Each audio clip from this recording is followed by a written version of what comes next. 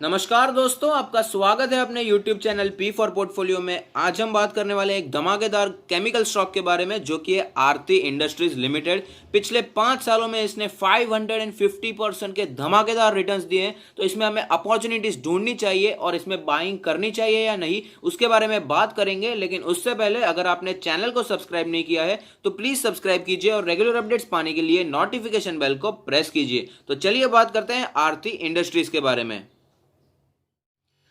तो आप देख सकते हैं कि आरती इंडस्ट्रीज एक है मिड कैप कंपनी जिसका मार्केट कैप है 17,000 करोड़ का। तो इसके लास्ट ट्रेडेड प्राइस के बारे में बात करें तो वो है 976 रुपीज, जो कि है 0.74% नीचे। अगर बात करें 1 ईयर रिटर्न्स के बारे में तो 9.05% के पॉजिटिव रिटर्न्स हमें दिखाई दे रहे हैं। अगर 5 ईयर रिटर्न्स के बारे में बात करें तो धमाकेदार रिटर्न्स है, 550% के पॉजिटिव रिटर्न्स दिखाई दे रहे हैं, यानी पैसे को किया है 6.5 गुना। ये बहुत ही अच्छा स्टॉक है, मल्टीबैगर रिटर्न्स दे चुका है पिछले 5 सालों में। अब देखते हैं इसके की मैट्रिक्स क्या बता रहे हैं। तो पीई रेशियो है 35.92, सेक्टर का पीई 15.30 है। प्राइस टू बुक रेशियो की बात करें तो 6.5 है, सेक्टर का प्राइस टू बुक है 1.64। डिविडेंड यील्ड है 0.53 और सेक्टर का डिविडेंड 2.17%। तो आप देख सकते हैं कि वैल्यूएशन काफी ऊंचा है, पी रेशियो ऑलमोस्ट डबल से भी ज्यादा है, पीबी रेशियो भी बहुत ज्यादा है सेक्टर के मुकाबले, और डिविडेंड भी इतना ज्यादा नहीं है। वैल्यूएशन काफी महंगा दिखाई दे रहा है। अब देखते हैं फाइनेंशियल ट्रेंड में हमें कैसी अपमूव दिखाई दे रही है। तो आप देख सकते हैं कि 2016 में जो रेवेन्यू थी वो थी 3,000 करोड़ की, 2019 में बढ़कर हो गई 4.7 करोड़। लेकिन अगर प्रॉफिट्स की बात करें तो 2016 में 0.25 करोड़ थी, जो कि बढ़कर डबल हो गई है 2019 में 0.49 करोड़, यानी कि 250 करोड़ था प्रॉफिट 2016 में, जो कि बढ़कर 490 करोड़ हो गया। ऑलमोस्ट डबल हो गया प्रॉफिट सिर्फ 4 सालों में, यानी कि कंपनी का फाइनेंशियल ट्रेंड ऊपर ही जाता जा रहा है। अब देखते हैं कुछ और फाइनेंशियल स्टेटमेंट्स। तो आप देख सकते हैं इंडस्ट्री की रेवेन्यू ग्रोथ का एवरेज है 7.64%, जबकि आरती इंडस्ट्री का 12.23%। इंक्रीजिंग मार्केट शेयर आप देख सकते हैं पिछले 5 सालों में 8% से 9.92% हो गया है। इंडस्ट्री की नेट इनकम है 12.68%, जबकि आरती इंडस्ट्रीज की है 24.8%, यानी कि डबल है इंडस्ट्री की नेट इनकम से। अगर बात करें कुछ बेसिस पे इसे कंपेयर करें तो आप देख सकते हैं कि फाइनेंशियल ईयर 4 या 5 फाइनेंशियल ईयर से हर एक बेसिस पे हमें ग्रोथ दिखाई दे रही है, चाहे वो टोटल रेवेन्यू हो, एबिटा रेशियो हो, पीबीआईटी हो, पीबीटी हो, नेट इनकम हो या ईपीएस हो। अब देखते हैं बैलेंस शीट पे डेब्ट है या नहीं, और है तो कितना है। तो आप देख सकते हैं कि नॉन करंट लायबिलिटी जो हमें दिखाई दे रही है वो कुछ ज्यादा है। टोटल लॉन्ग टर्म डेट है 814 करोड़, डेफर्ड टैक्स लायबिलिटीज है 193 करोड़ और अदर लायबिलिटीज है 203 करोड़। तो नॉन करंट लायबिलिटीज हमें दिखाई दे रही है 1211 करोड़ की। अच्छी खासी नॉन करंट लायबिलिटीज हमें दिखाई देती है, यानी कि लॉन्ग टर्म बोरोविंग्स अच्छा खासा है, कंपनी पे अच्छा खासा डेप हमें दिखाई दे रहा है। अब देखते हैं शेयर होल्डिंग पैटर्न कैसा है, म्यूचुअल फंड की होल्डिंग कैसी है, प्रमोटर्स के पास कैसी होल्डिंग है, डीआईएस ने कितना स्टेक लेकर रखा है, उसके बारे में चर्चा करेंगे। तो आप देख सकते हैं प्रमोटर्स के पास है 47.74% का स्टेक, म्यूचुअल फंड के पास है 14.93% का स्टेक, डीआईआईस के पास है 16.56%, एफआईआईस के पास है 8.27% और अदर पार्टीज के पास है 27.41%। तो आप देख सकते हैं काफी अच्छा इसका शेयर होल्डिंग पैटर्न दिखाई देता है, कोई भी प्लेज प्रमोटर होल्डिंग की समस्या नहीं दिखाई दे रही है। तो अब आगे बात करेंगे हम इसके चार्ट पर कि कैसी मूवमेंट वहां पर दिखाई देती है।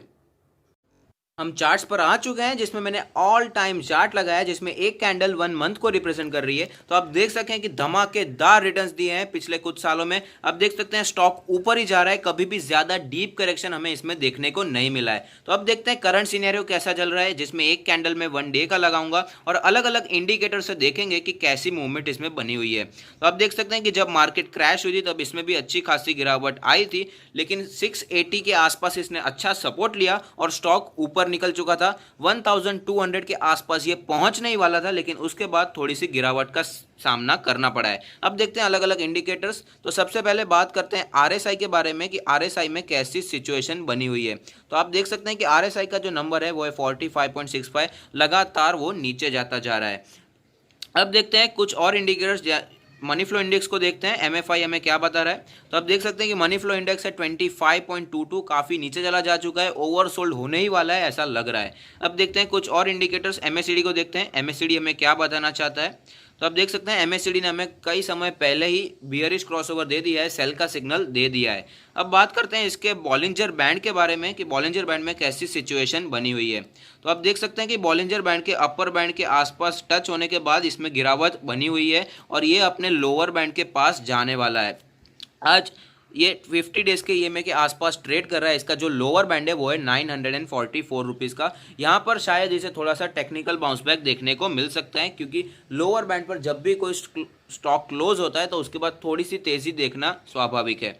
अब देखते हैं कि पिवट पॉइंट की सिचुएशन कैसी बनी हुई है। तो आप देख सकते हैं जो रेड लाइन हमें दिखाई दे रही है वो है पिवट लाइन। उसके नीचे तो ये ऑलरेडी स्टॉक आ चुका है, लेकिन जो पिवट लेवल पे सपोर्ट हमें दिखाई देता है ये है ग्रीन लाइन, जो कि हमारे 200 डेज के EMA के थोड़ा सा नीचे हमें दिखाई दे रहा है। वो लेवल है 867 का। यहाँ पर ये अच्छा सपोर्ट ले सकता है। ऐसा मैं क्यों कह रहा हूँ उसके बारे में भी मैं बताना चाहता हूँ। तो आप देख सकते हैं कि जो हमें पिवट लेवल दिखाई दे रहा था वो था 200 डेज के EMA के आसपास, जो कि हमारी रेड लाइन है।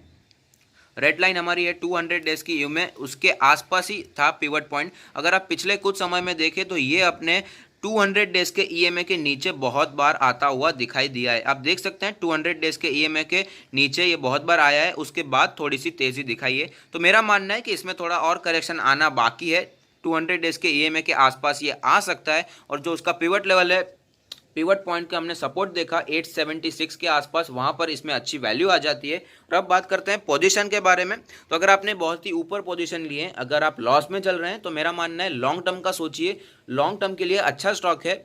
अगर आपने स्विंग ट्रेड के लिए लिया है, शॉर्ट टर्म ट्रेड के लिए है, तो आपको स्टॉप लॉस हिट करना ही होगा। लेकिन लॉन्ग टर्म के लिए स्टॉक बहुत ही अच्छा है। आपने देखा 5 ईयर के रिटर्न्स कितने धमाकेदार थे। फंडामेंटल एनालिसिस की थोड़ा डेप्थ ज़्यादा था, लेकिन ओवरऑल स्टॉक बहुत ही अच्छा है। फाइनेंशियल ट्रेंड ऊपर जा रहा है। अगर आपने नीचे पोजीशन ली है तो मेरी राय यही रहेगी कि आप लॉन्ग टर्म का सोचिए। अगर आपने शॉर्ट टर्म का सोचा है तो आप इसमें प्रॉफिट बुकिंग ऑफकोर्स कर सकते हैं, लेकिन अगर आपने लॉन्ग टर्म के लिए लिया है तो घबराइए नहीं। लॉन्ग टर्म में अभी भी आपको अच्छे बेनिफिट्स देगा। अगर फ्रेश बाय के बारे में बात करें तो मैंने आपको बताया कि बहुत बार ये स्टॉक 200 डेज के EMA के नीचे चला गया है, इसलिए मेरा मानना अभी भी यही रहेगा कि जो 200 डेज का EMA है 888 रुपीज़ का, वहाँ तक जब तक ये स्टॉक नहीं आता है तब तक मैं इसमें लॉन्ग टर्म इन्वेस्टमेंट के लिए फ्रेश बाइंग नहीं करने वाला। इसलिए 900 के नीचे जब भी आए तो इसे अपनी वॉच लिस्ट में बनाए रखिए, क्योंकि स्टॉक बहुत ही अच्छा है।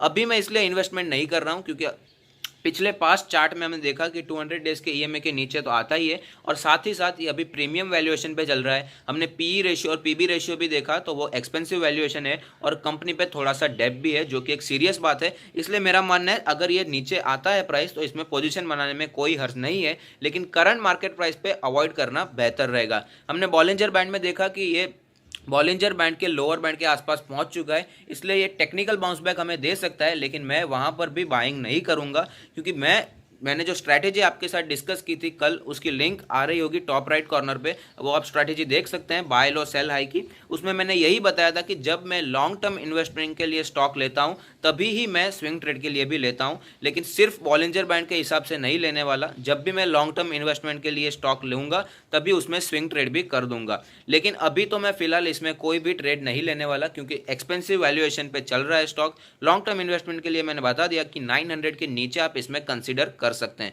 तो अगर आपको ये वीडियो पसंद आया है तो लाइक कीजिए, शेयर कीजिए, कमेंट कीजिए, सब्सक्राइब कीजिए और मुझे मोटिवेट कीजिए। Thank you. Stay happy, happy investing.